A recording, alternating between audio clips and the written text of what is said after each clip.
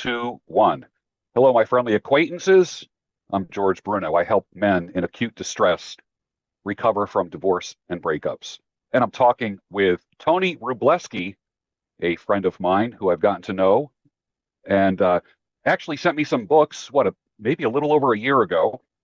And I will tell you this, one of your strong points is you understand the power of asking questions. The two books that you sent me before are phenomenal because it's not so much about the answers that we give, but the questions that we ask. You are the undisputed master of asking the right question. Well, thank you, my friend. I appreciate that. It's Tell it. one of those things. It's one of those things I think as a small child I've never stopped. Yeah, well, it's the wonder child. It's how does that work? And you remind me of the kind of guy that takes things apart to see how they work. You want to look at the inner workings and the dynamics of how things come together, and you dissect components. And that's what you do with human behavior, and that's how you help people improve their performance. And that's something that nobody does it better than you. Well, I appreciate that. I want to give some credit to my higher power. I mean, you and I are both believers, George. I listen to your podcast. You have several of them that I've listened to for years. Listen to My Son is my favorite. I have it many a time I've been cooking or chopping vegetables and you're in the background, throwing down Yeah, wisdom and proverbs. And so that is definitely something in the book I'm very much open about now, is talking about my faith walk, but also great mentors, George. I'm looking yeah. at my library here in my office. There's massive amounts of bookshelves that I'm looking at. You can't see them here on the interview on YouTube, but it's like there's no excuse to me. There's plenty of information out there. There's mentors, there's coaches, there's experts, and that gift of curiosity. My children will tell you too. A couple things stuck. I've said to them for years, and it's in the book as well, is think for yourself and question everything. And they got so sick of hearing that growing up. But I wasn't Yeah, trying to be a bad dad, but I'm like, certain things are going to stick and certain things aren't. Magic words is another thing I've always taught them, please and thank you. It's a Midwestern thing, but boy, the yeah, lost art of manners, common courtesy. yeah. So a lot of it is to me deceptively obvious and simple, but in a world that's drunk on data and short on attention span, that's been my platform for 20 years.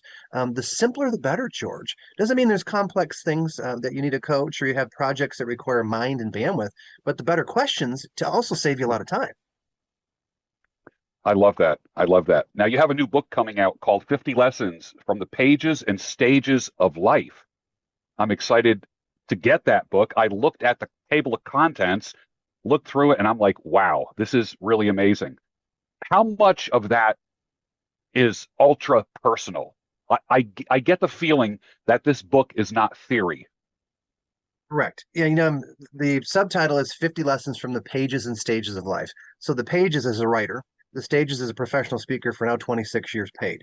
So I went back and curated to answer your question. I would say 90% of it's real experiences that I've had and success principles that other mentors or with clients that I've directly impacted.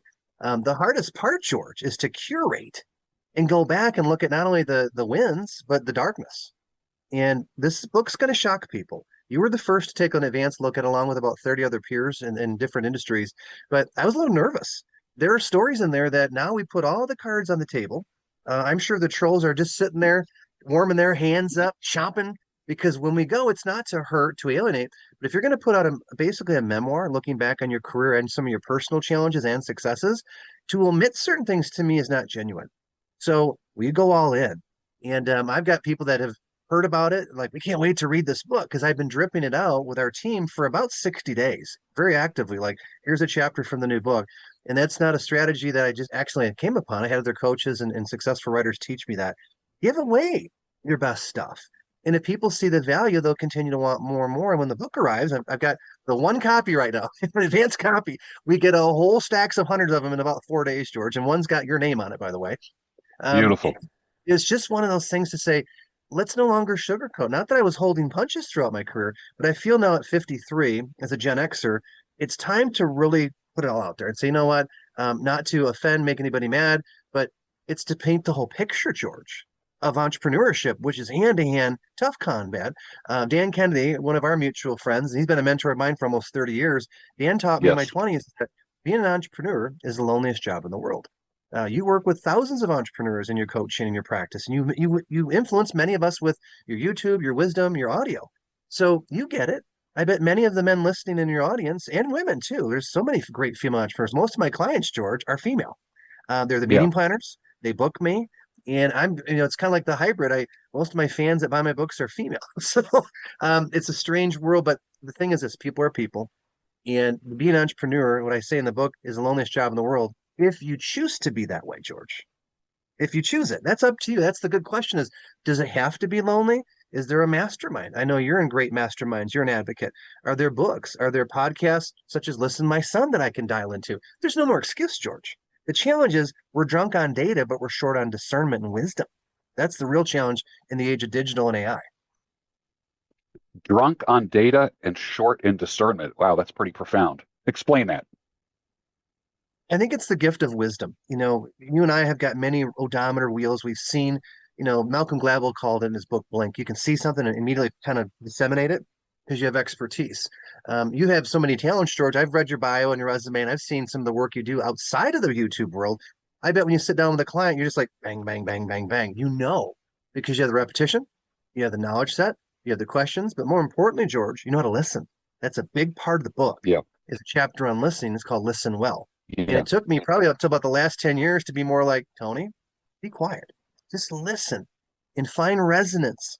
Meet people where they're at. And many times, if you listen and ask a few great questions, my best sales appointments are maybe me talking 10, 20% of the time, George. I have some questions that I'm ready to ask. I also know how to pivot and play along as they change the game sometimes in the sales process, be it live or Zoom or face to face. And many times they're like, wow, you're really good. I'm like, I haven't said much, George, but I was prepared with good questions and I actively take notes. I write things down. People want to be heard today, George. You look at most of social media, I'll give a strong opinion here. A lot of it is people don't feel heard. So they're, particularly the younger generations, many times they're doing dumber and dumber things just for someone to look at them. Those are called likes. And they hope that people go, wow, you're paying attention to me. So to me, Mm. it's the paradox of social media. It's a great gift to extend out to serve people, to get in front of people you never could have 25, 30 years ago. But on the other side, the paradox is it's got a lot of darkness, a lot of trolls. It's a great cesspool. I say you and I have talked about this where people just go to bitch and whine. That's what easy roads do for people. They can go on there and whine about politics or this and that, but to actually work, to listen, to coach, to gain knowledge, that's the plethora of all these things we have called the internet, George. It's Yeah. told me this 30 years ago. Our generation, Gen X, was the last to cross over from analog to digital. So I'm a Yes. hybrid. In college, I sent my first email in 1994 at university to Australia. And I remember it coming back the next day, like the Aussies got back to us. And we were like shitting a brick, like the Aussies sent us an email. It was like, wow. Fast forward, my hair standing up as I said that to today. Look at what we're doing. We're Yes. positively disrupting lives worldwide, you and I, and we're gathered here. You're in Pennsylvania, I'm in Iowa. And the gift of Zoom and technology, that's the positive, George. And there's so many good things. It's Yes. what you focus on is what your life will become. It's the questions you ask, the people you associate with, and the actions you take. It's not much more difficult than that. The challenge is it's so damn noisy, incredibly noisy. Yeah. Yeah. It's funny. I remember taking a Dale Carnegie course, and they talked about when you're out networking, and they gave I think it was in the original Dale Carnegie sales course. When you're networking, I remember seeing he drew a picture of a work glove, like a leather Okay. work glove, holding a house. I don't know if you ever saw this. And No. in that house, there's a chimney, and coming out of that chimney is an airplane, a jet, and then a tennis racket. And what he did was he gave a visual depiction of a protocol when networking. So, where do you live? Where do you call home? Mhm. Do you travel much? Do you enjoy any sports? That kind of thing. And it's amazing that when you're networking and talking to people about what they do, you show interest in people.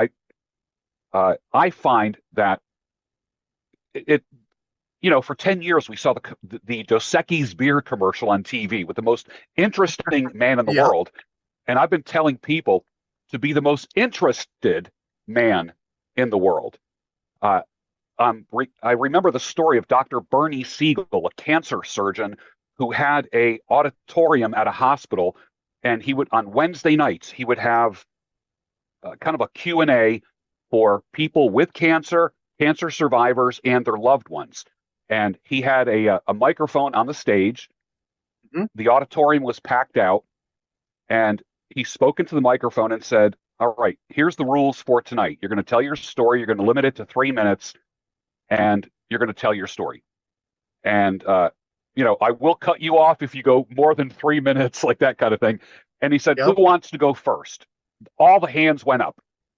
He handed them the cordless microphone, and one at a time, 100 people told their stories that evening. At the end of the Wow. evening, he closed out the evening, went to the back door. As people were exiting, he was shaking their hands. They all said to him, "You are amazing. I can't believe how Mhm. great this night was. Like, it was one of the best things that ever happened to me and my family." And he reflected on that moment and he said, "All I did was ask them a question. And I went Yep. down in their history books as a wise, caring, smart man. And all he did was let them talk." Yep. Yep. Amazing. And that's Dr. Bernie Siegel, or is that Dale Carnegie? That's Dr. Bernie Siegel. Okay, yeah, because I'd heard of his work. Yep. It's probably up there. I may have read it years back, but it sells the point of what you're saying and what we're discussing right now.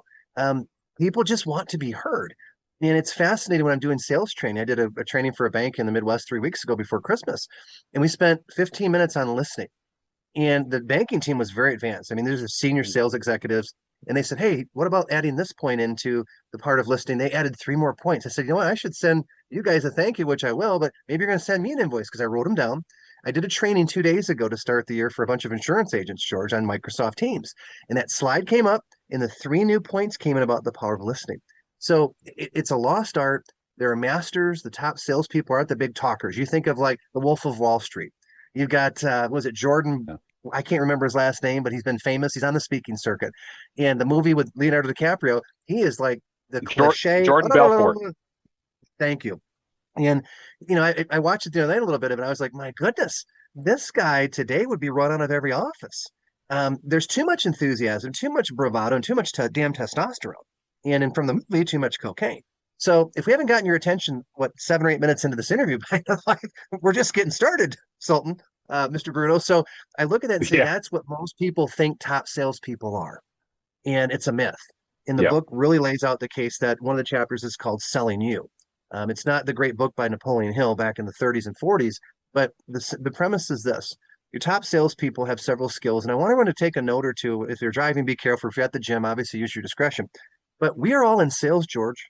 The game's over, and you have to have the confidence. You have to know your chops. But to me, I see so many entrepreneurs that just they don't feel like they have to sell. Well, I've got the greatest product service. Yeah, I've got a brand new book like you do, Tony. People are going to beat a path to the door. That's called the field of dreams syndrome.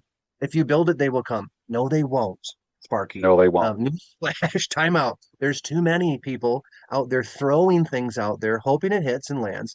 They're not rifle shot, precision, like Dan has taught me, Tommy Hopkins Right. to Zig Ziglar. To one of my favorites, who's given a lot of credit in the book, is Ben Gay the third. He's still alive. He's in his mid 80s. One of my mentors, and he's become a friend. Long story short, with him, I'm looking at his books, The Closers 1 and 2. They've sold millions of copies in the 70s, George. Dan Kennedy knows Ben Gay. They've never met, but they've heard of each other. And someday they're like, we want to do an event together. Who knows if it'll happen? But what Ben has taught me is this: the best salespeople infiltrate. And I give him full credit in the book. There's a chapter I actually pulled a little bit out with his permission about focus in the sales process. It's called Fly the Plane, Son. Just fly the plane. It was written in the 70s, but it's Mm. about the captain. If there's snakes in the cockpit, no pun intended, like the movie, something's going wrong. You want that pilot to be totally focused. Now, as I hold up my cell phone, when I board planes, I fly sometimes very heavy stretches. I'm hoping they're not screwing around that damn phone, checking TikTok or YouTube when they're landing the plane. You know what I mean? So a lot of this to me Right. is blocking and tackling. And when you get the repetitions in, if you look at great coaches like Vince Lombardi, the great Green Bay Packers coach in the 60s and early 70s, he would open training camp in Green Bay, Wisconsin, George, and he'd hold a football up. He'd say, "Gentlemen, this is a football." And can you imagine if you're a rookie that's all American going, "What is going on with Coach Lombardi?" He says, "This is where we'd start." So he would master the great Green Bay teams, the Bart Starr and all the other greats.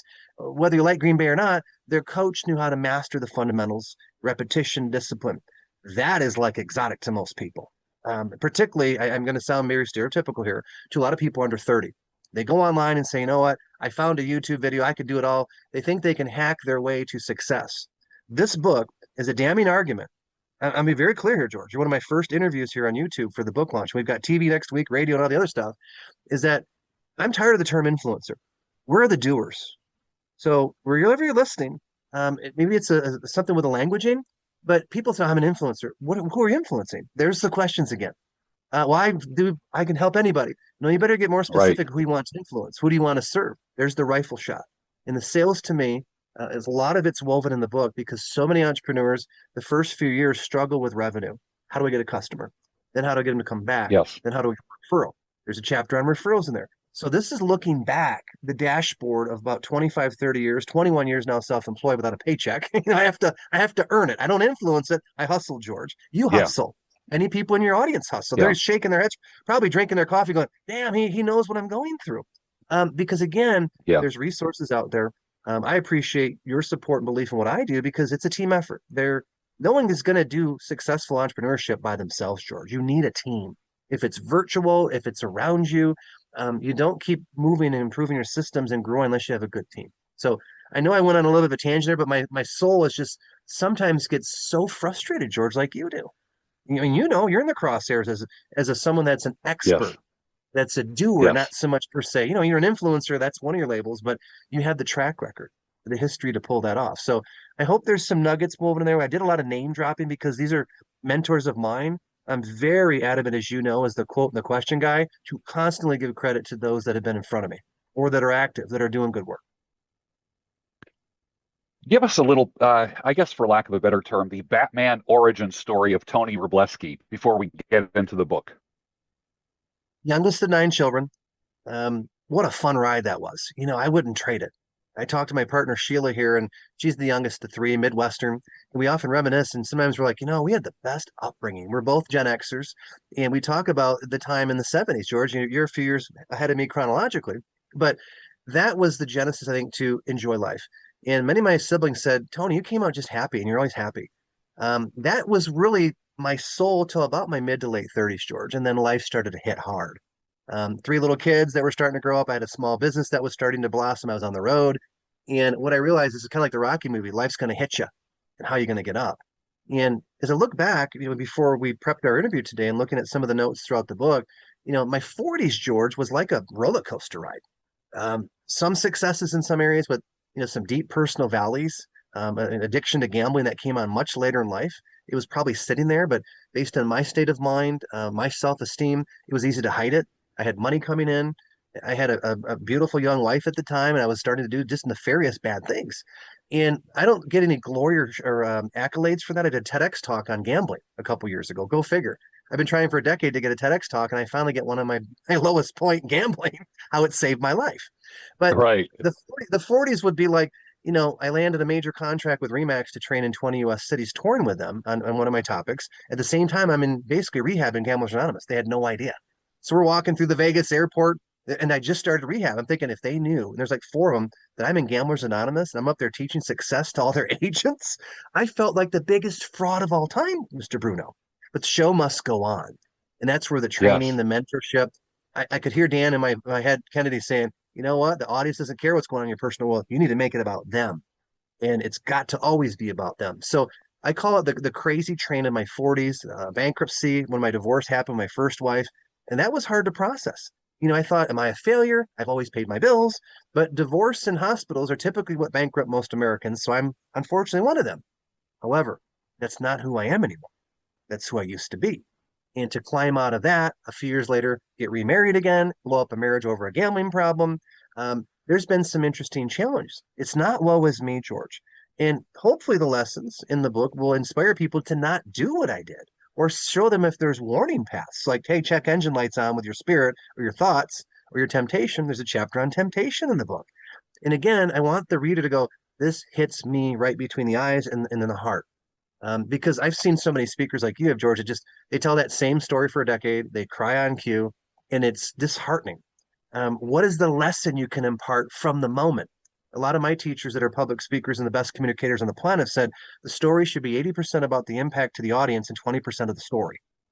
And that's so if you have a 5 minute story, George, you're Mm, doing a mm. program, 1 or 2 minutes, real quick, 3 or 4 minutes about what's the lesson to the audience. So I know that's kind of a strange thing. This optimistic child of nine, I worked door to door sales in my 20s in telecom and advertising. In my 30s, I was involved with a couple of startups. Learned a lot. I had issues with non competes and all that. And then I had companies that blossomed. And then what I've learned is okay, this is my calling the last 3 years. It really dialed in, George. We have those seasons of life. And if you go back 6 years ago now that we're in 2026 to date the interview, COVID was just a grinder for everybody. And I almost left the industry. I'm like, you know what? How are you going to do gigs? How are you going to tour? How are you going to host live events? And I had many dark nights of the soul where I was talking to God and just saying, give me a sign. And in May of 2020, I made the decision, put the fork down the road, and said, we're going to write a book called Positive Disruption. And, George, I could have called 10 companies and had job offers, but I said, do not sell out. Do not sell out, Tony. There's a bigger picture here. It's going to suck for a couple years. You remember that nobody knew for 2 years what the hell was going on, George. And it defeated a lot of Right. people. And in the center part of that darn pandemic, I call it the damn demic, because there was a lot of damn it's going on for everybody, especially us entrepreneurs. Okay. Yeah. I remember we put a Yes. book out in December of 2020 called Positive Disruption. And while everyone was quiet, particularly in the speaking industry, we were going on podcasts. I went on some television shows, even with 6 feet apart. We leveraged the fact that we were going completely the opposite direction of all the governments, all the media. And I did with a smile on my face. We never attacked the government, Republicans, Democrats, libertarians. I was like, hey, there's an alternative. Life must go on. And the media loved it because we were going the exact opposite of all the fear. George, I put in the book, we hosted an event, a live event in November of 2020 before the book came out. 60 people came into Indiana, flew in and drove in. No one got COVID. I had people sign waivers that they wouldn't sue me if they got COVID. No one got COVID, thank God. But I have the pictures and the receipts to prove it. And the whole goal of Right. that event was now, and it's in I put it, the three reasons in the book was a middle finger to all the politicians globally to say, look, you're not going to box my freedom. We're going to assemble, especially here in the United States where you and I sit. And no one complained online. I had no trolls. But boy, George, here's what I learned. I had a lot of peers and clients that were crickets, not a positive word at all. Not that I was looking for it, but boy, a lot of other speakers and authors, there was nothing because I think they were thinking, has he lost his mind? Here's the point, George. I didn't care anymore. I was indifferent. And when you hit that point, you are dangerous. I'm not talking physically or mean spirited, but when you go, what have I got to lose? Multiple doors will open up to you. It's incredible. I'm not saying completely reckless, but I thought my life is short. You guys have sidelined my income. George, I was on unemployment for 9 months during COVID. My CPA said, you got to take unemployment. They cut your livelihood. And I was like, all right. But I was like, never again. I do not want to, hopefully, globally, like all of us, see that again. But I was a kind of a middle finger to a lot of the establishments. Like, we're going live. And we did it. So those are some Yeah. lessons from that. The fear that are you going to be scorned? Are you going to be laughed at? Are CO clients going to think you're being reckless and mean? At that point, I'm like, you know what? There's an audience that wants to meet live. And it was one of our best boot camps ever. So I'm giving some life experience. I skipped through the 20s quick, having 3 kids. My kids are all in their 20s. I was doing the traditional thing, overspending more than I was making at times too. And you learn those lessons. Yeah. So I'm grateful. I look at it and say, you know what? It's sort of the Irma Bombeck quote. I think it's in the book as well. There's so many in there that when I get to heaven, I'm paraphrasing, I want to come screeching into a halt. Hopefully, it's in front of Jesus and St. Peter. I go, man, what a wild ride that was. What an absolute joy to be Yeah. alive, George. I mean, how can you not look around and go, holy crap, there's a lot of cool things here, even though some of it's a pain in the butt. I can't see stuff on the TV anymore as well as I used to. But that's the gift of aging, the gift of wisdom. Yes. The last chapter in the book is called Ashes to Ashes. And it's like, what are we doing this for? And I put my Yeah. perspective in there and hopefully it'll inspire people. But I also have some lyrics from the song by Kansas, Dust in the Wind, a beautiful song. I'm a Mm. musician at Yes. heart. I played in Yeah. rock and roll bands in high school and college. I thought I'd be signing boobs, not books, George Bruno. Yeah. Right. Right. That's great. But That's God great. said, no, no, no, no, put the guitar down and grab the computer and the notebook. You're going to be writing stuff. So anyway, so that's kind of how Wow. roundabout way this journey has been. I hope, I'm thankful for God each day where we learn a recovery language day at a time. Boy, that's been a great gift to not be because I've been accused of having the mind that's like speedy. You're always thinking, you're moving, you're going. And I think with age, you also get the fact that you get humbled, that you have to change up some of your routines. Um, Father Time is undefeated, George. It's kind of like the wall in many circles. And I just say, Lord, Yeah. I'm here and give me strength and health and protection because this new book, which we're heavily diving into today, it's going to bring some trolls. There will be enemies. And it's like, here we go. It's time to go. We've put all the dirt out there. And I did it in a way I think this is valuable for your audience, George. I consulted with my kids, my partner, Sheila. I had her look at some of the chapters. There's some tough stuff in there. I don't ever want to embarrass the family any more than I did. Okay. They've forgiven me and made amends and given me a lot of grace. Not all of them, but most of my family, especially my children. My partner, Sheila, there's a chapter about forgiveness, and it's about a former partner.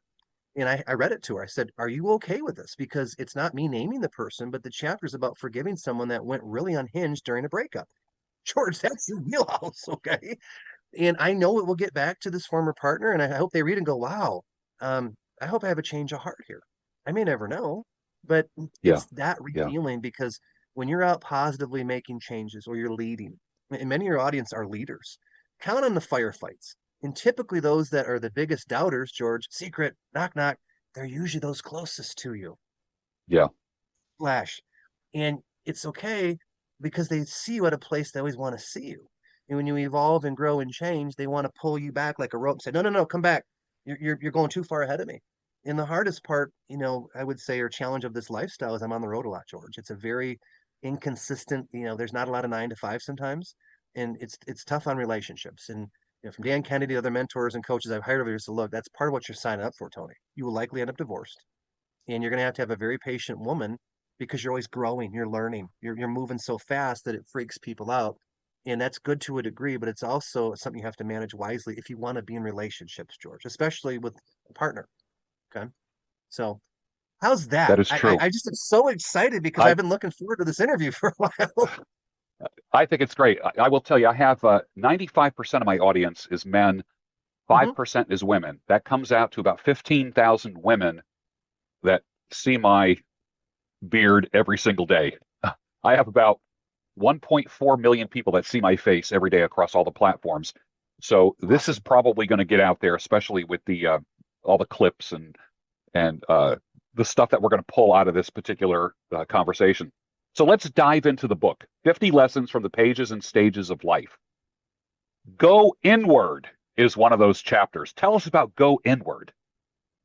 This was the summer of 2020 when the decision was made in May, as I mentioned a few minutes ago, to write Positive Disruption. It was either go take a job, you're on unemployment, or write the book you've always wanted to write. And literally, there were 3 months when I wrote Positive Disruption at the height of the pandemic. It was May, June, and July. I sat under a tree. It sounds like I'm a hippie, chanting ohms like I'm from India, and looked at Lake Michigan every day underneath the blanket of the tree. It became my central focal point of serenity. I'd put on music, or sometimes I put on just ohms or chants or Gregorian chants. As a Catholic, I like the Gregorian chants. It's very soothing to Yeah, me. It's a childhood thing. And I would just look and I yeah, would write. And I'd research quotes for the book because I'm a quote junkie. You know this. And then we wrote questions for each day of the year. And the book flowed. It was a healing time because I was pissed, George Bruno.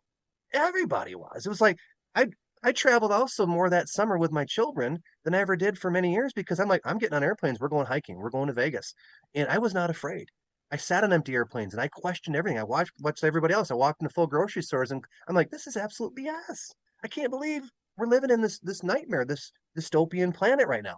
I said, you need to stop it. And the book flowed. It was a joy to write it. I'd stop in at church and go to chapel. And I remember I almost got kicked out of the church in town because I'd sit there some days in the side rooms and they're like, the maintenance be like, what are you doing? I'm like, well, I just left chapel. I'm writing here. And they're like, well, I think they thought I was homeless because it was a yeah. place of refuge. It was open. So I'd like, go down and ride at the beach a couple hours. I'd stop in at church, at chapel, pray and meditate. And that's where I'd go inward. Mm, And I mm, found when you go inward to go upward and you calm your mind, these ideas flow. The work is more enjoyable. It's the old, I got a great idea in the shower, George. Or you're on the yeah, crapper and an idea hits you. You're driving along, listen to the Doobie Brothers or whatever favorite music you listen to, and an idea hits you. I've taught this for years. I've written many books off of the idea downloads where I put them on a post-it note. I put them in my phone. I'll pull the car over safely and write things down or voice dictate. And it's going inward. It's the peace beyond understanding. Okay. One of my favorite quotes. I'm not afraid to talk about my faith anymore. I don't throw it out there and preach and quote scripture on stage. That's not what the audience has hired me to do. But I've had many people walk and go, you're a believer. I am. So, oh, how can you tell? They're like, you're positive, you're lifting up, you're talking about the higher power and God. And not that I quote scripture, but the thought is this: the best ideas come from that peace. My favorite quote of the New Testament is Jesus talking to all the apostles on the water when there's a storm, saying, "Peace, be still." That's one of my Yeah. mantras throughout the day before I go on stage is peace, be still. It's tough out there, but the best ideas come when we stop and we listen to our inner self, our intuition. And it sounds new agey maybe 10 years ago, but audiences now around the world are like, yeah, I do that. They're not afraid to Yeah. say that there's a spiritual side. Spirituality and business do coexist, George. The secular world's Yes, finally they starting to do. catch on. It's finally starting to happen. Thank Yeah, God. Pun intended, Mr. Bruno. that's right. Health matters. I'm always interested in health and fitness and longevity. Tell Mhm. us about health matters. Non-negotiable to me. Let me lay out the case if someone's saying, well, I don't have time. Make it a priority, George. I've watched and listened to many listen to my son podcast, The Vortex Method. You're stirring your coffee, you're up early, you've got vitality. And I look down the road, a shout out to you, you practice what you teach. And you go to the gym, you eat healthy, the vortex method, you get proper sleep, you're up early. There's a lot of instruction when people catch your podcast or watch a YouTube video that you're living what you advocate. And to me, I made a decision 12, 13 years ago. It was around the time when I was coming through the divorce, my first wife, and I'm like, you have to make it a job requirement, Tony. You have to stay in shape. Because if you're going on stage, if you're changing time zones, if you're eating at different meals with different people, if you do not regulate your body, mind, and spirit, the health, you are going to be 50 pounds overweight. You're probably going to have health issues you don't even see because you didn't proactively think. You're going into a very up and down type of career as far as scheduling, circadian rhythms, food choices, being out late, and you've got to very, very actively defend your body. I take supplements, George. I work out 4 or 5 times a week. This is not to boast. It's become a force of habit. But I said, it's your job requirement. My partner, she'll say, go in the gym again? I'm like, yep. And once in a while, if I do miss, she's like, you didn't go to the gym? It kind of shocks her. I'm like, well, something happened, but there are many days where I can tell, I can sense. She's like, you want to like do something? I'm like, I'm going to the gym. Okay. In those habits, those disciplines. Imagine if I show up at an event next week. I have a huge speech in Traverse City, Michigan, and I'm tired and I'm just dragging on stage and I'm complaining because the airplane was late or I didn't sleep well. The audience is like, we don't care. They want to see the vibrant, happy version of me that's there to not waste their time, to serve them. And it all starts, whether we like it or not, Mr. Bruno, with the image. And I know a lot of the younger generations go, that's not fair. Wake up. Life is not fair. Life is hard. Life is also beautiful. If you stack disciplines such as a healthy nutrition plan, movement, gentle weights, I'm starting to calm down with the weights. 'Cause I'm starting to get some tweaks, and Ben Gay is not helping. It's it's Yeah, it's it's yeah, father time. But I'm like, you know what? I will be damned if I'm going to let my body fail. If I know that there's certain ways I can do it and stack habits. My son said to me that he goes, Dad, damn, you look like you're in your 30s. I'm like, well, thank you. I'm 53, George. And I don't get an ego over that. The finished product is speaking for itself. You're a great yeah, looking man in your 60s, George. You got yeah, style and the beard. And I think, man, when I get my white beard, I'm gonna be looking at some Bruno pictures. Like, how do we do this? And I've seen some of your videos on this. So it's modeling those that are doing it. yeah, And I like the big thing to think about health is have fun with it. When I lived in Michigan, I'd walk Lake Michigan when I was off the road in the summer almost every day. There's no better spot. You're looking at like the ocean, the pier head, sunsets. I've seen thousands of beautiful sunsets while I'm walking actively 4 or 5 miles at a clip. So it doesn't have to be a gym rat, but leverage the lifestyle. Sometimes I land in a city, I'll go walk around. I'll set my phone, put my music on. So you're going to walk for 1 hour. Go. So don't have to always have a gym. You adjust it to fit the fact that it's a priority. And imagine this. I've coached some CEOs. You do as well. Many of them are one breath from death, George. I I wouldn't trade positions. I feel bad because I care, but I'm also like they'll sometimes go, how do you stay in shape? And then my thing is the marketing, the mindset. I'm like, are you sure you want me to coach you here? But sometimes the scope of my influence moves into the health because they're like, we want to be like you. You're out hiking and doing shit, and you're here and there and there. It's not an accident, George. It's habit and discipline. great topic, great topic. And I'm a big proponent of health and Mhm. not ignoring things because things don't get better on their own. And Correct. get the blood work done on a regular basis. And I was quote unquote in shape for the longest time. I didn't go to a doctor for 10 years, and then I went to a doctor, and my lab work, I looked okay on the outside, but my lab work told a different story. And when you get older, that means a lot. So Yeah. get the blood work done. That's important. Thank you, my friend. I have that happening in a couple weeks with a nurse. So it's very timely you say that. Oh, that's great. That's great. The critics. You mentioned the critics, and we all have critics. And one thing I know about critics and the trolls and such, that most of our critics are below us. They're not people that are doing better than us. I Yeah. notice that people who have status don't have time to criticize, and that critics always are below us in skills, in attitude. Criticism always comes from below, not from above. Tell us what your thoughts are in the book about the critics. Excellent question. I'm looking at it right now. Lesson 12, the critics. And this is Dale Carnegie quote straight out of the book. Any fool can criticize, condemn, and complain, but it takes character and self-control to be understanding and forgiving. Dale Carnegie. Um, Mm, they've existed since the dawn of time. From the caveman down, there's always been some idiot that's been, probably upset that someone killed two buffalo instead of one. Why did you do that? Well, you go kill it. I learned this many years ago as a rookie in the publishing business, about 20 years back. One of my friends, Johnny Campbell, passed on a love and miss that man, one of my mentors too. He said, TR, that's my nickname. He'd come up to me and be like, if anyone gives you a problem about a typo in your book, here's what I tell them if they persist. Write your own damn book, then come back and tell me how to edit it. I about peed myself, George. I was laughing so hard because what a great rebuttal to say, hey, if someone's really agitating, then what are they actually doing, George? And I've often found on the other positive side, some of my greatest mentors are the most free with their time. If they know I'm hustling, if I'm doing the work. Ben Gay the third, I mentioned him earlier, his books, and he's also quoted in my book here, Don't Quit, Do It. I remember calling him 11 years ago on a referral. He picked the phone up. We talked for an hour. What most people don't know until they go through this or research him is in 1966, Ben was sitting in a meeting next to Zig Ziglar for a company called Holiday Magic. They hired in the same day.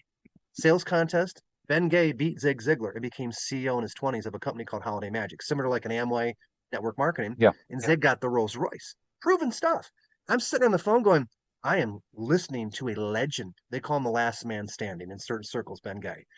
And over the last 11, 12 years since that introduction, he's spoken at a couple of my events. I can pick up the phone, call him right now. If he's there, he'd be like, Tony, what's happening? And this guy has sold millions of books. He's hired Zig, was it J. Edwards Deming, Earl Nightingale ring a bell? For all of us, the greatest secret. He bought millions of dollars worth of LPs from Earl Nightingale and basically saved Nightingale Conant. I know this. yeah, He was the guy doing it. But George, here's the beauty. He didn't charge me for that. He wasn't looking to say, what are you going to give me? He knew that I knew other people, that I was a writer, that I loved his work. I recommend his books. I talk about it, not because he asked me to or I get any kickback, because he's been so generous. And he's a freaking legend. Dan Kennedy. Most people think he charges for everything. Dan does. There was a point in my life that during my divorce back in 2011, I went to Dan Kennedy's house in Cleveland. I was supposed to meet him for lunch. He goes, follow me. I go, what's your cell phone? He goes, I don't have a cell phone, Tony. You know that. We get to his house about a mile from the restaurant outside of Cleveland. We go down to his office.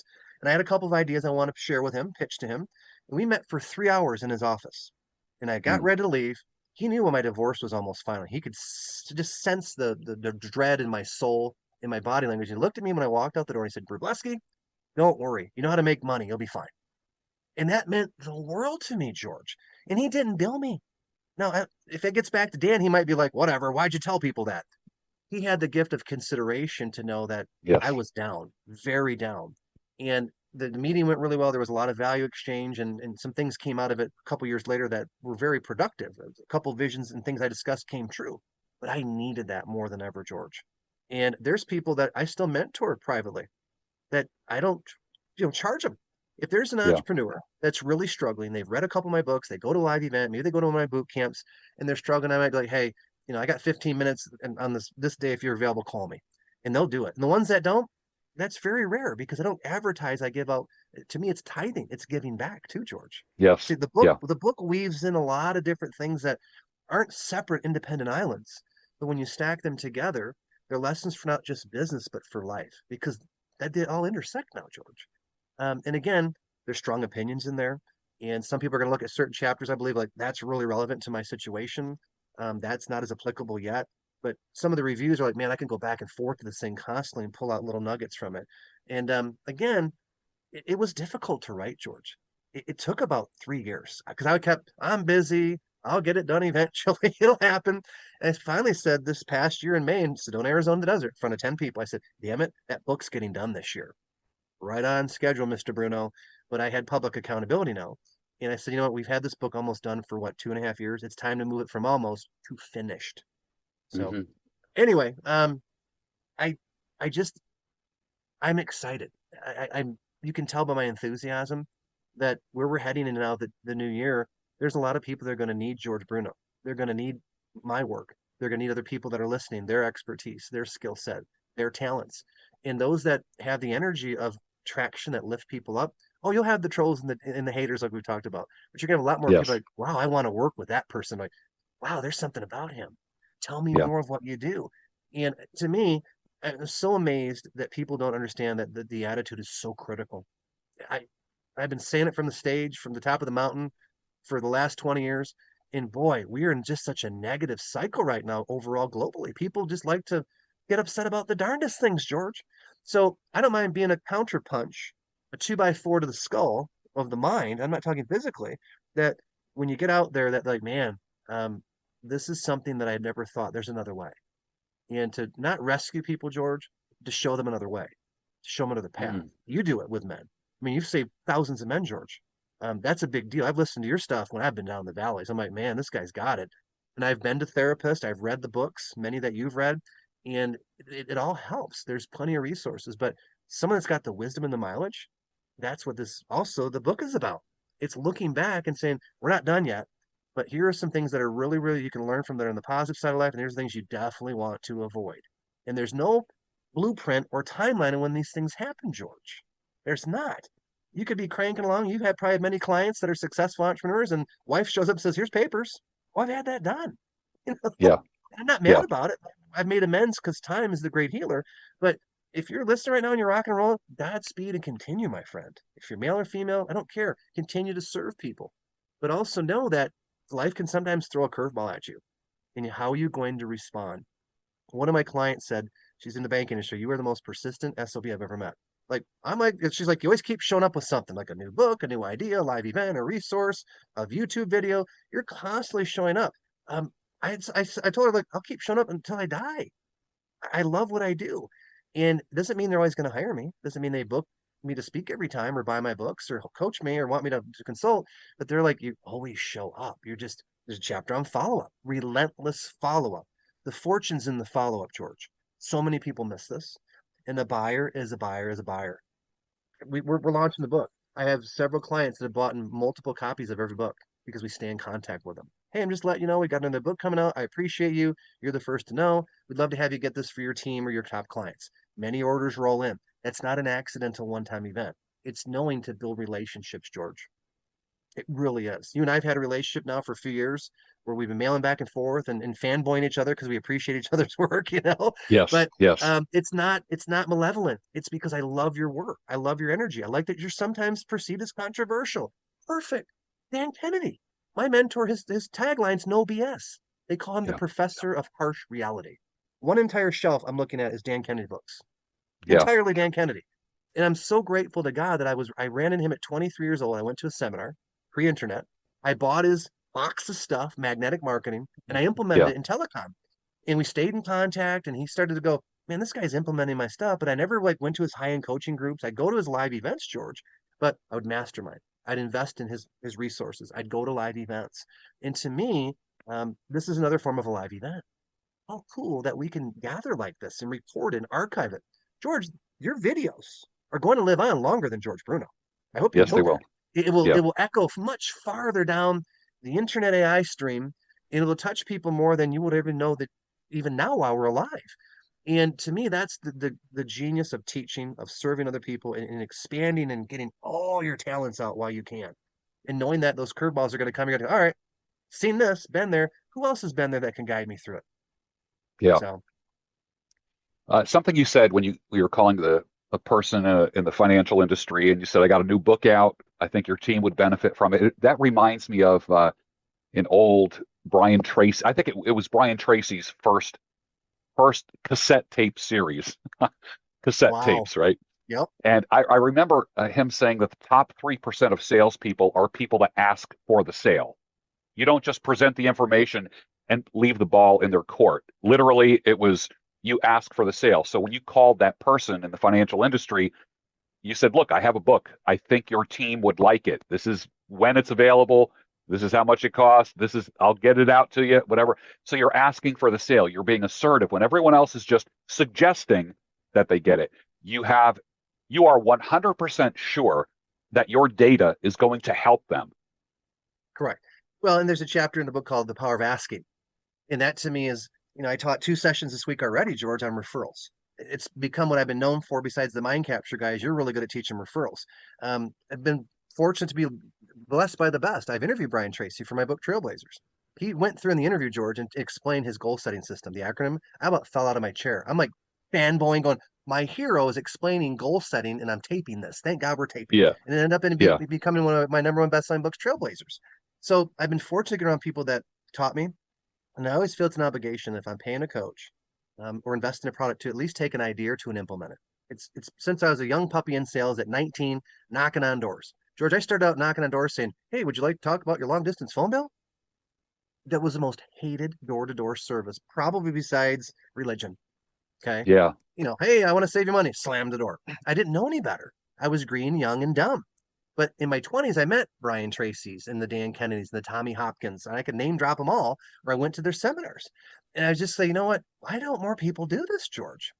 I want to encourage the audience, your audience and mine that will hear you. I'm excited to share your information back to my audience. Like, hey, you got to meet George Bruno. You got to listen to his stuff, okay? But one of the things I look at is the challenge is this: ask for more this year. What's going to hurt you? I'm looking at a picture of Mick Fleetwood from Fleetwood Mac, okay, legendary rock and roll band. And there's a story in the book about asking when I spoke with Mick Fleetwood at an event in Las Vegas. This is back in 2008.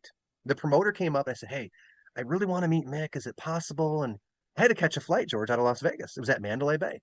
And I asked him like 2, 3 times, and he goes, well, I don't know. It's VIP and the sponsors. I said, I've got a couple rumors albums. I won't say a word. I was not taking no. And after about 2 or 3 times, he goes, all right, here's the deal. Be quiet. You and your friend, and it's a picture of my friend and Mick Fleetwood in my office. He's like, you're the best friend ever. We got to go back in the green when we sat like flies on the wall. We listened to Mick Fleetwood for a half hour talk about how they wrote Rumors, Cocaine, Tusk. And we are like sitting there going, oh my God. Still one of my favorite stories. But here's what it stripped down comes to, George. We asked, and I was adamant and I wasn't mean. I'm like, come on. Well, I said, we won't say a word. Every objection he threw, I'm like, all right, we'll be quiet. There's other people getting autographs. And he was like, all right. And he finally capitulated. I am so glad, looking back on my life, I did not take the first no. My daughter, Paige, she hears this. She's my eldest. She's 28, George. Okay. I have 3 children. On her 21st birthday, she's a big rock and roll fan, kind of like a hippie child. Okay. She walked in my office and I gave her the autographed LP of Rumors. I said, happy birthday. And she was wearing a Fleetwood Mac shirt when she walked in my office. It was my hair stand up. You couldn't script this.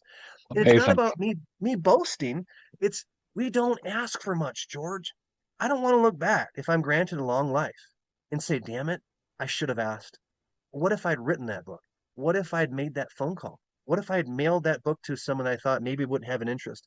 You don't get it unless you try. It's the old adage you don't get unless you ask. So if you get one key thing out of our time together, if you're listening, Mind Capture Nation or George Bruno Nation, okay, is ask for more this year. You'll be stunned. Because sometimes you're like, damn, why didn't I ask sooner? You'll be amazed, George. A no doesn't kill you. So Yeah. many salespeople don't ask. They're professional visitors. Well, I sent one email. I'm like, are you kidding me? There's not 4 or 5 more steps or touches? Well, I thought they'd get back to me. You are living in delusion land, my friend. You have to follow a lot more than that. So, I can tell you're a Dan Kennedy student, as I am. I found Dan Kennedy in the 90s. mhm. I grew up reading Russell Conwell. I grew up Oh, yeah. reading Zig Ziglar. I think my first audio series was Earl Nightingale. They called it the Program of Presidents. I think I forget what that was called. It was like a 6 cassette tape series, and it was phenomenal. But Oh, Dan yeah. Kennedy, like you are part of the no BS nation. in the same way that I've I am. heard. Yeah. And I have a couple of Dan Kennedy stories too as well.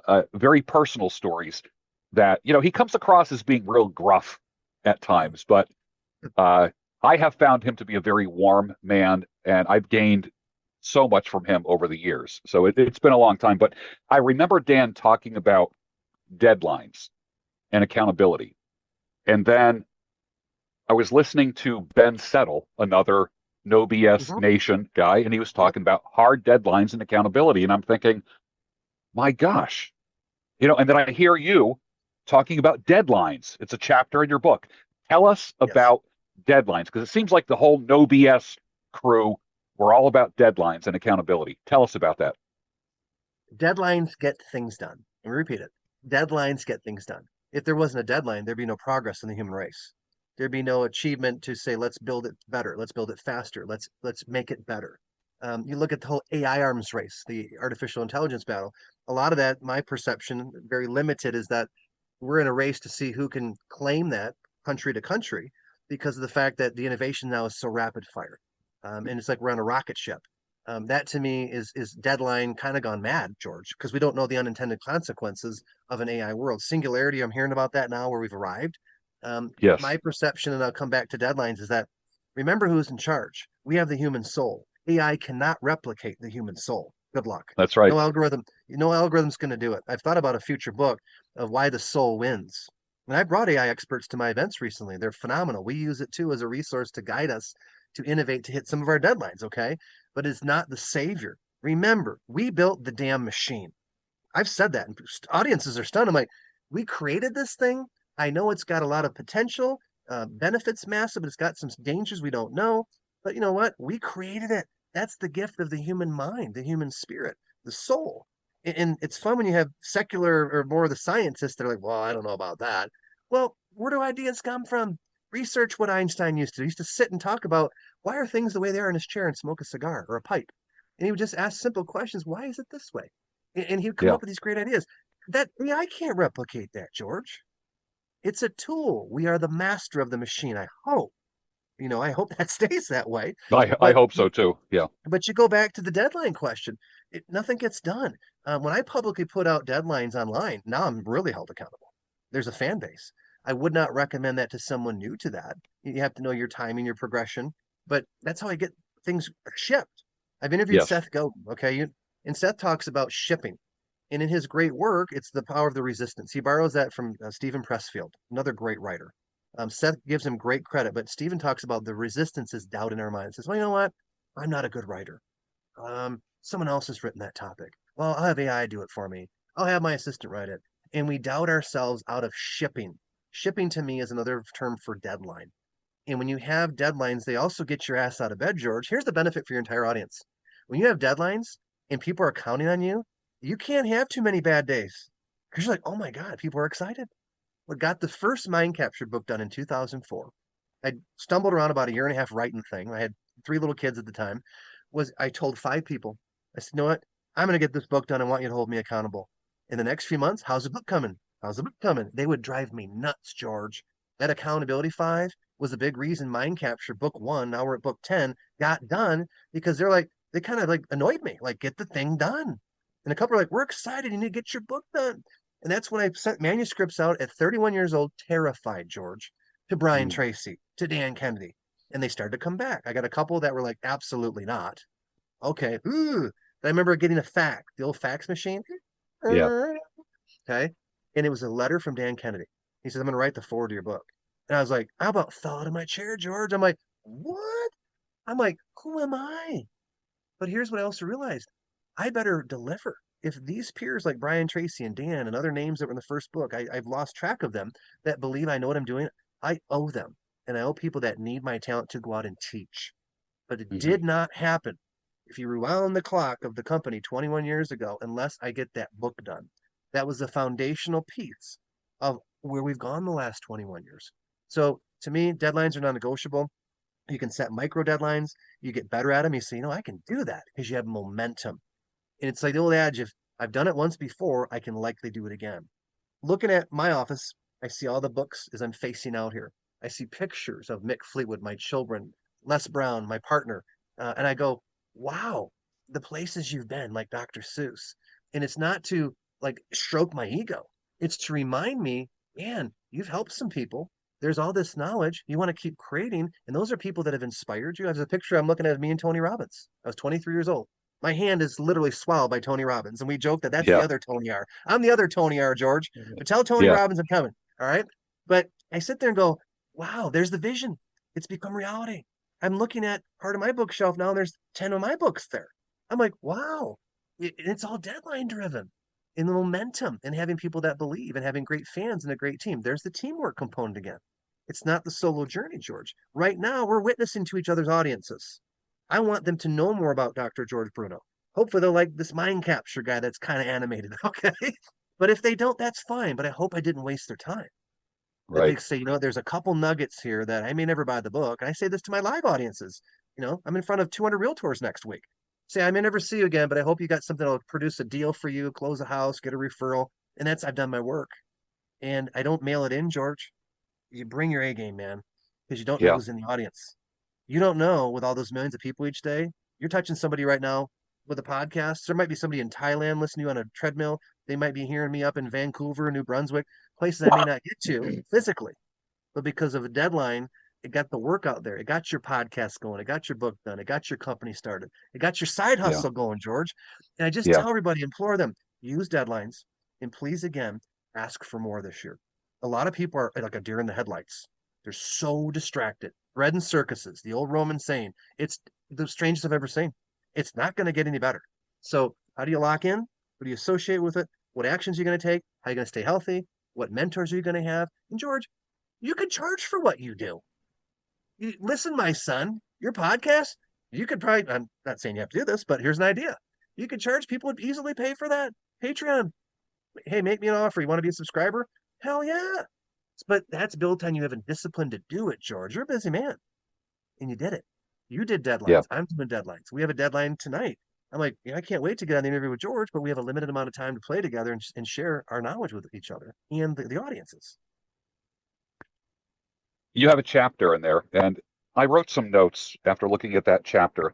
I remember Gary V talking about his exact words were a man's face changes whenever he talks about his regrets. Mhm. Never forget that. Anthony Robbins talked about the rocking chair test. Picture yourself at 90 years old sitting in a rocking chair and looking back on your life. You don't end up regretting the things that you did. You end up regretting the things that you didn't do when you're older. So you have a chapter now called Regret Management. Tell us about that. Take my perception of this with a little grain of salt because each person has different skills and talents. That's the gift of humanity, okay? But what I'm saying is, I don't want to have people look back and go, if I've been around them and say, you know what? He gave me an idea or two and he was very much wanted me to implement this idea and I didn't. And it's up to me as a consultant many times to say, you know what? I can bring you 3 or 4 ways to help your business. But they don't implement, we've wasted time for both of us. If they take 1 or 2 ideas,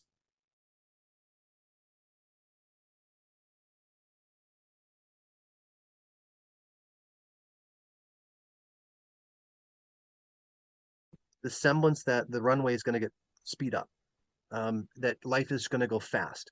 And boy, it whirls by. And when you're a kid, you can't wait to be 18. When you're 18, you can't wait to be 35. When you're 35, you want to be maybe 18 again. But father time speeds up rapidly. And in regret management, the whole point of the chapter is take the shot, make the phone call, start the side business, write that darn book. Maybe you take a yoga class, maybe you take up shooting. I don't know. What have you been putting off your whole life that you say, you know what? Maybe it's the time to do it. And it may be uncomfortable, it may be painful if it's something physical, but you didn't take the excuse. Say, all right, damn it, I'm going to try this now. I got into guitar lessons at 51 years old, George. I thought I knew what I was doing. My guitar instructor was one of the top blues and guitar players in the world. He never told me that until like the 4th lesson. I remember one lesson in Vincent, he goes, Tony, slow down.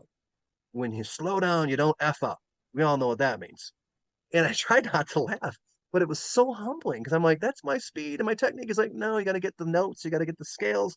I left guitar class feeling like 6 years old, George. I was like, oh my God, I don't want to touch my guitar again. But I went back. Okay. I didn't regret that experience of getting humbled at 51, 52 years old, taking guitar lessons. Okay. Yes. So how does that translate to business? My best shake is this. You only got one dash, George. I know this is cliche on Facebook and Instagram memes, but it's real.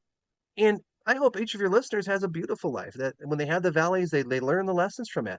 This book was so difficult to write because it was hard to unmask that pain that I had either healed through, or maybe some of it I wasn't fully addressing. But you can't have success without setback. Quote it. Mm, You just can't. It's mm. not possible, from the Olympic athlete to the politician to the writer, to the marketer, the candlestick maker. You're going to have failure on the road. One of my favorite books, we've dropped a lot of our mentors on here, is John Maxwell's Failing Forward. I've probably sold 5,000 copies for John Maxwell because I love that book. It's just like Yeah. the title says, fail forward, fail forward. Like Gary Vee says, you don't want to look back and go, I let three trolls or one of my brother-in-laws talk me out of starting a company or buying Amazon stock in 1999 because they knew what they were doing. And to be able to look back with a smile, because you're right. I had not heard that quote from Gary Vee, but yeah, you can tell when someone brings up something that triggers in each human their adversity or their setbacks, and you can tell on their face something's happened. The shift, personality, the body language, and I'm no longer afraid of it, George. It's kind of healing to put this out. It's already hitting new audiences I didn't see, but it's kind of like we're going to bare the soul now. It's time to let everybody know what you see online is not what's always happening behind the curtain. There's a lot of tough days. There's some great things, there's some weird things, but through it all, you keep moving forward, George. Yeah. Regret management. I love it. I love it. All right, we're going to wrap it up. How do people get a hold of your book? That's what I want to tell people right now. I want them to line up. When is this book available and how can they get it? Well, thank you, my friend. It's available January 11th. We're going to launch on a Sunday night. Here's why, and I'll tell you where to go to find it. No one else launches books on a Sunday night. Where are most people on a Sunday night? I'm holding my phone or they're on their Yes. laptop. So we're going to go completely 180 events, conventional, traditional publishing, or self-pubbing like I do now. And we're going to launch Sunday night, January 11th, so a few days out. To find the book, just go to mindcapturegroup.com. There's a button on there, new book, mindcapturegroup.com. Love to have your audience check it out. And like I said, the pre-orders are coming in. So we're really excited. And just what an honor to be with you. You have a lot of wisdom. I have a lot of respect, obviously. And we're going to be doing an event together this year, if I can plug it real quick. Yes. Yes. Go ahead. So I do an annual event called Mind Capture Boot Camp. It'll be in November. We're going to have you coming in if everything works out, but I've made an offer in principle to you to come and be our MC. So I'm excited for people the Mind Capture Nation meet you live, George, and hear your mastery and wisdom and nuggets, and you're going to meet our audience. So I'm looking forward to working that as well. That's fantastic. Let me tell you what my takeaway from our conversation is today. I wrote down three words that just kind of punched me in the face. Ask for more. Yep. Wow. I might even title this interview Ask for More with Tony Rubleski. Who knows? But I think that's very powerful. And I think just practicing that, people are going to get more out of life. And you don't know unless you ask. Well, I appreciate your observations a lot, George. And you're one of our first interviews. Really, I the first two or three. And next week we go into the media maelstrom. We're going into like television and NPR, and I'm excited for that challenge because some of the audiences are going to be maybe a little more skeptical, and that's fine. And I'm not afraid with this book to say, let's go. Let's go help people. Let's be the village idiot that believes that life is good. There's blessings. You may have to work harder. You may have to pivot more than you ever thought. But we're here for such a short time. Why not go after it? Why not, George? I mean, that's Yeah. the child in me that says, I keep asking questions. I remember the nuns. I'll wrap on this. In grade school, I was in the front of the room like half of one year because I kept asking the nuns questions. Stop it. Desk was right next to Sister Thomasine for 4 months. Stop it. Yeah. Oh, that's Listen to the great. soul. That's great. That is great. Well, thank you for spending time with us. Really appreciate it. I look forward to chatting with you again on the phone. We'll follow up sometime in the next week with a phone call. And folks, go to mindcapturegroup.com. Is that correct? Thank you. That is correct. Excellent. Thank you for spending time with us. And it's my pleasure to have you positively disrupt my life. Well, I appreciate you, my friend. You're very, very welcome. Take care. I love it. Thank you, Tony.